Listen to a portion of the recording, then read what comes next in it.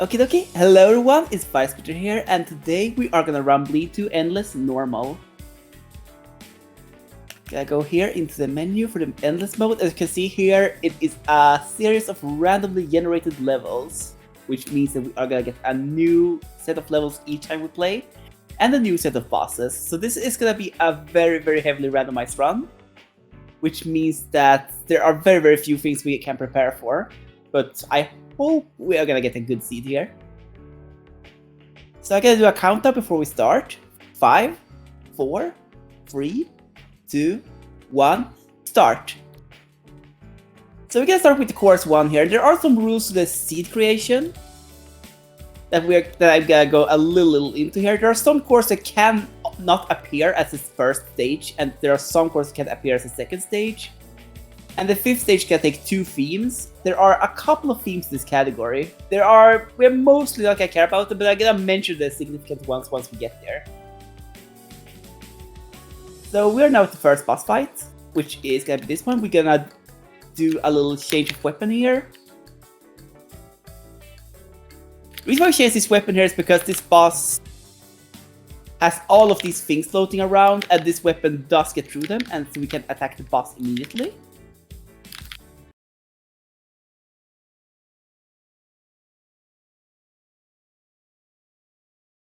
First stage complete.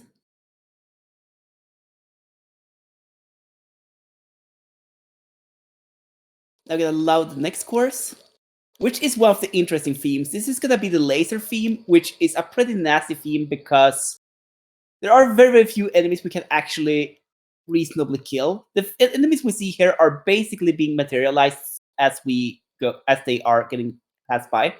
As we are speedrunning though, it means that we are gonna be able to hit a lot of these because we are moving way too fast to hit them, which makes it very hard for us to build up the style meter. The style meter in this game is very important because it affects how strong this weapon is gonna be. When it's at S rank, this is basically one of the strongest weapons in the game. If it's very low, it's gonna be a very weak weapon. Having a really good fight here. And there we go.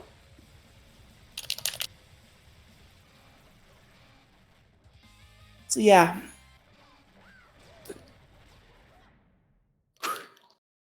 So I'm gonna go through a little trick here we are using quite a bit here, which is dash resetting. Normally in this game we can only dash 3 times.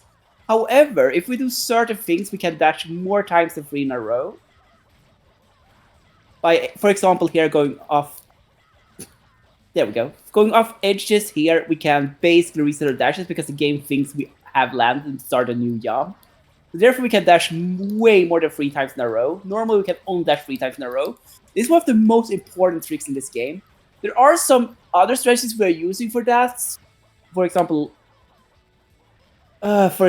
we can go off slopes. We can even go flat surfaces and create new dashes. But I'm not gonna explain those tricks because that's gonna take far longer. Because it's a very complicated speedrunning strat. So let's go. Stage 4. Stage 4 was gonna be there. Stage 4 is another very plain course. That means that the final course is gonna mix 2 nasty elements together. 2 nasty environments, which are the bubbles and the walls. Which is actually quite good because both of those 2 are... They work together in a very fun way to make it so that they are easier to handle when they are together than separately. I'm gonna explain why when we get there. So here we go, time for the next boss. What we're gonna get? Ooh, this was not a good boss. We have had really good luck so far, but now our good luck has ended. This is probably the worst boss in the run in the entire game to get here. As the title said, the course was semi-randomized, and the bosses are 2, and this is the worst boss to get, basically. This boss has a lot more health than normal bosses, because it is the final boss of the main story, actually. And it has 2 health bars, but it doesn't look like that in this category, because all bosses are like standardized to 1 health bar. With one exception, which is the Ninja. Which is a 2-stage boss fight, which is why it has 2 health bars. But this boss has 2 health bars instead of 1. So it has about double health as normal bosses. It has some pretty nasty patterns as well. So let's enter stage 5. Come on, game, don't crash on me. There we go.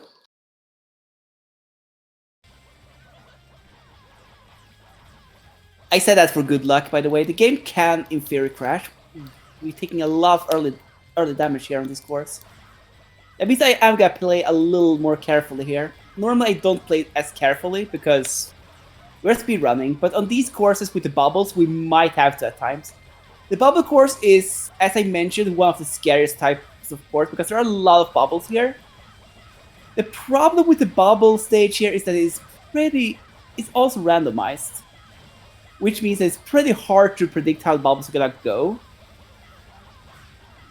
And even on the story mode, where the bubbles are very, very, very predictable, they are still super rough. And we got through. Time for the final boss, hopefully. There is a mechanic in this run where sometimes we get double bosses. I am really hoping we don't have that happen, though. Because we are a little low on health, and I would rather just take the win here. So let's see what we get here. Ah, we have another boss. That's super unlucky. I'm hoping for a really simple boss here. Okay, this is a boss. This is the most RNG reliant boss in the entire run. This boss can either be relatively easy and quick or a little harder. We are thankfully getting a pretty good pattern with this boss. 2 Pac-Mans is nothing to sneeze at. There is a pattern with that boss that's pretty nasty where it turns to a lot of rockets that we have to reflect. And that's time.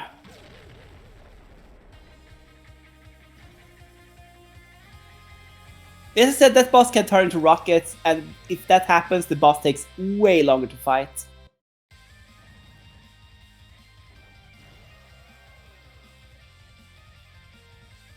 Yeah, apologies, Firesplitter. We had a little bit of an issue with the timer during that, but it was somewhere worry. Between 5.5 and 6 minutes. Yeah, there is time. The timer is there for the category.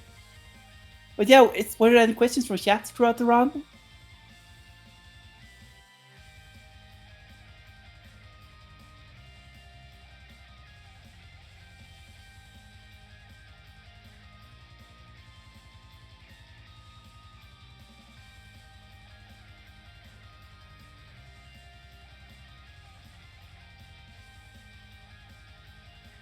All right, well, Firesplitter, would you like to do any shout-outs before we move on to the next round? Oh, I would. I would like to give shout-outs to Yakut, Sin, and Newbie and Blooming, who have at times been pretty active runners and moderators in this community. From times to times. So yeah, well, thank you so much for all this. Yeah, thank you so much for having me here. I hope it went well. And I hope everyone had a great time. Yeah, that was a really entertaining run. Thank you so much. And thank you so much for having me. We'll be right back in just a moment with Railcoon playing Mad Max.